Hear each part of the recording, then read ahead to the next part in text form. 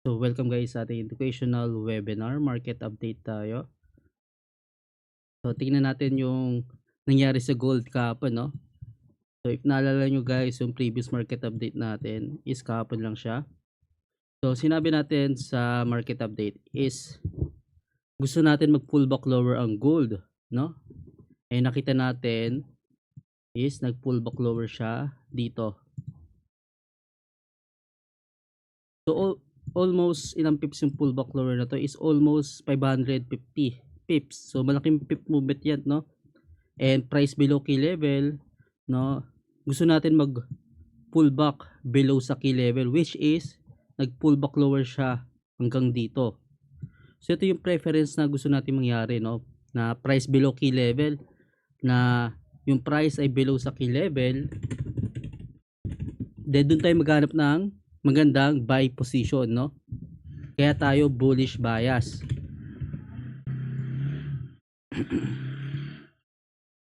So ayan yung confirmation natin gamit yung ATS key level. Price below key level, bullish bias tayo. So maghanap tayo ng entry below sa key level. Pwede dito sa mga lower wick. Ang daming lower wick dyan, no? So ang daming opportunity to enter ng buy trade based pa lang sa key level, di ba? So if gagamitin natin ng key level ng maayos, dun tayo magkakaroon ng bias, no? So nakita natin, binilikan ng price yung key level sa taas. And nakita natin, nag-continue yung bullish move, no? If nakapag-enter ka ng buy position below sa key level, tingnan natin kung ilang pip movement. So example dito, nakapag-buy ka. So ilang pip yan, tingnan natin. Almost 600 pips if nag-hold ka ng position. Set mo lang stop loss mo below at least 660 or 100 pips yung stop loss. Since volatile ang gold, so mas malaki yung pip movement natin.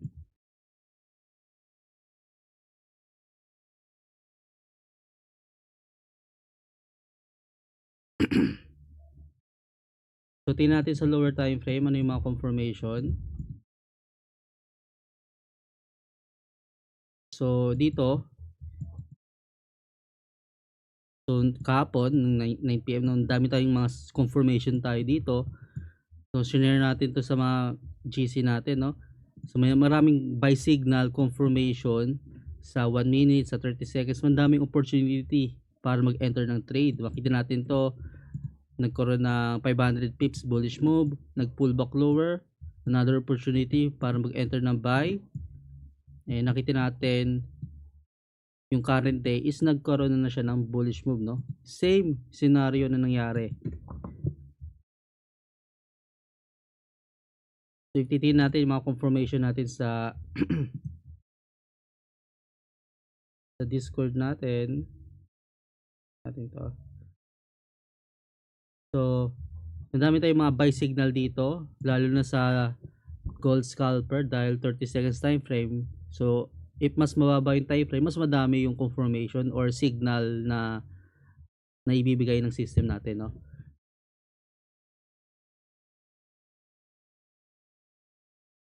So, yung bias natin or anticipation natin for today is halos same lang siya kahapon. Gusto natin mag pull back lower, no? Pull back lower at least sa key level or below ng key level, no? Ayun gusto natin mangyari. Same lang anticipation natin dito na nag pull back lower. Then maganda mag-enter ng buy position if yung price ay below na sa key level. Below yung preference natin dito sa area na to. Maganda maghanap ng entry ng buy or dito below sa key level. So if bullish bias tayo, mas better mag-wait ng pullback lower. So siguro mangyari yung pullback lower mamayang New York session or mamayang economic event, no? Meron tayong GDP, real data sa USD mamayang New York session. So if titingnan natin yung structure sa H4, so makita natin, so base pa lang sa price action and market structure, no? Nasa bullish market structure tayo. So gusto natin makita is mag-form siya ng higher low or mag-pull back lower.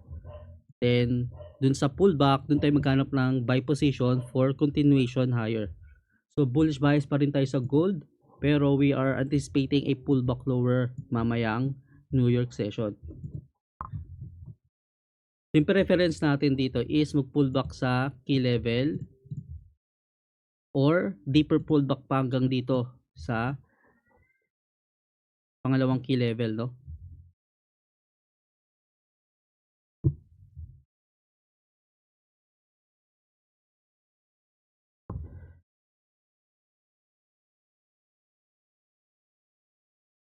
So, tingnan natin yung mga previous signals sa ATS natin. So, kaninang 4 PM, no, mayroon tayong buy signal malapit sa yung key level natin. Tingnan natin dito kung kailan. So, nangyari siya nung 3:54 PM. So, i-mark natin yan na profitable signal, no, kasi lumipad siya eh. So, pwede mo gamitin yung signal as entry position. Then, pwede mo rin gamitin yung key levels and higher time frame candle para mag-form ng bias, no? So, makita natin dito sa H4 candle, no? So, i-base natin sa price action sa higher time frame, no? If may nakita kang ganitong formation sa 4R, no? Nagkaroon ng lower wick, ang lakas ng bullish momentum eh. Ang laki ng candle body. So, ito pa lang is malakas yung bullish momentum. So, yung next H4 candle, mataas yung probability na tataas. Base pa lang yan sa price action. Then, combine mo pa sa key level. May key level tayo dito. So, nakita nyo yung key level. To. Nakita natin nag-hold above sa key level, no? Example ito ng hold above sa key level. Kaya tayo bullish bias. So, nakita natin nagkaroon ng rejection, no?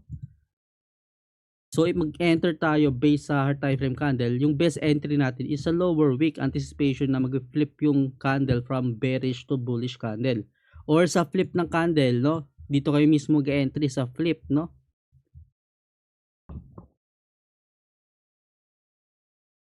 And sa 1 minute time frame, yung entry natin is makikita natin is dito.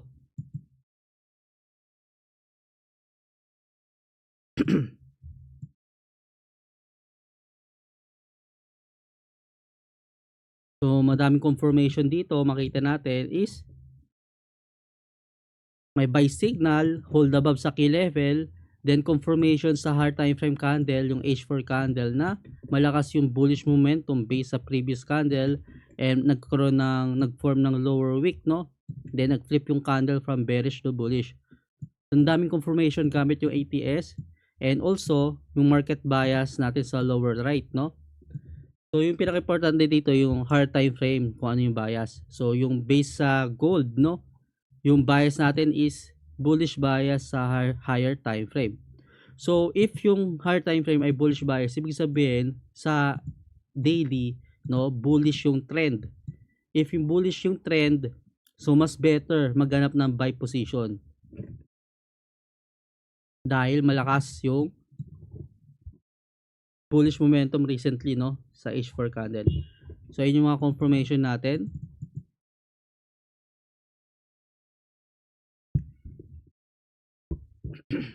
Yung mga valid setup na yun is waiting muna ng pullback for buy setup, no, sa key level, or pwede ka maging seller sabayan mo yung pullback if nakahanap ka ng entry.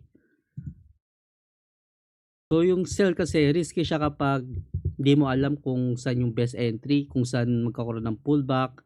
Kailangan mo i-timing yung entry mo ng sell. So mas better maghanap ng sell if nag-form yung candle, lalo na sa higher time frame like H1 and H4 ng upper wick, no? So example dito, nagkaroon ng upper wick. So if nag-bullish move yan, dapat anticipate mo yung upper wick and dun ka mag-entry and dun magkakaroon ng rejection, no? Then pwede mo sabayan yung mga pullback move or bearish move.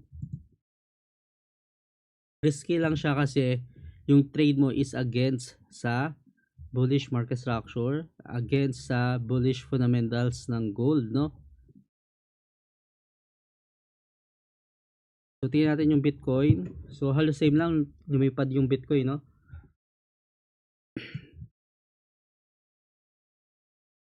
So may buy signal dito,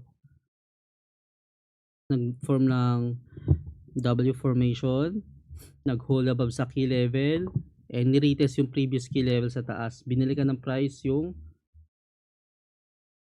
key level dito sa taas. So pwede tayo mag-manual plot ng key level based sa previous key level, no?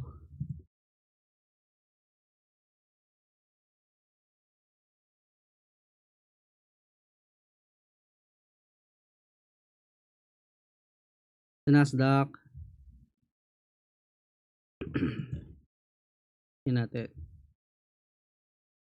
So wala masyadong movement, no? Previously may sell signal, nag-drop naman. Sa silver, halos same lang naman sa gold, no? So correlated yan. So may sell signal sa taas, no? So makita natin sa silver. So sa 15 minute signals, makita natin so accurate yung mga signal. May sell signal, bumaksak. May buy signal, tumaas. And may sell signal, bumaksak. So pwede nyo rin gamitin yung mga signals natin. So hindi lang siya pang entry, pwede rin siya pang exit, no? Example, kapag may buy position ka dito sa buy signal, no? Nag-hold ka ng position hanggang dito. Pwede ka mag-exit or mag-take profit kung saan nagkaroon ng sell signal. So bakit tayo mag-exit? Dahil opposite signal yan eh. At sinasabi ng sell signal is possible mag-pull back lower or mag-reverse, no? Eh nakita natin nag-pull back lower na. So kaya maganda mag-exit kung saan may opposite signal ng trade natin, no? So pwede nyo siya gamitin as exit strategy, no? Hindi lang entry.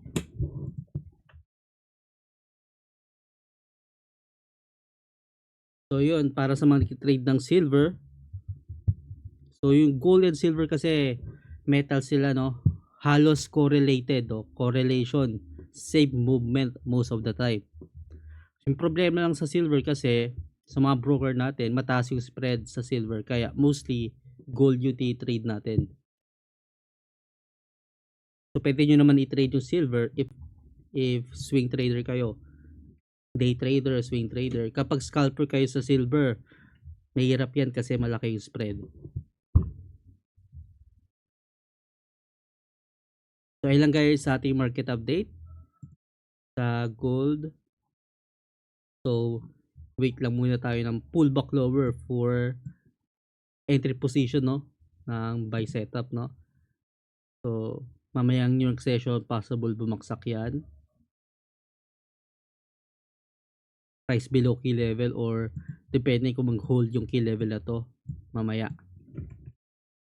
So ayun lang guys sa market update natin.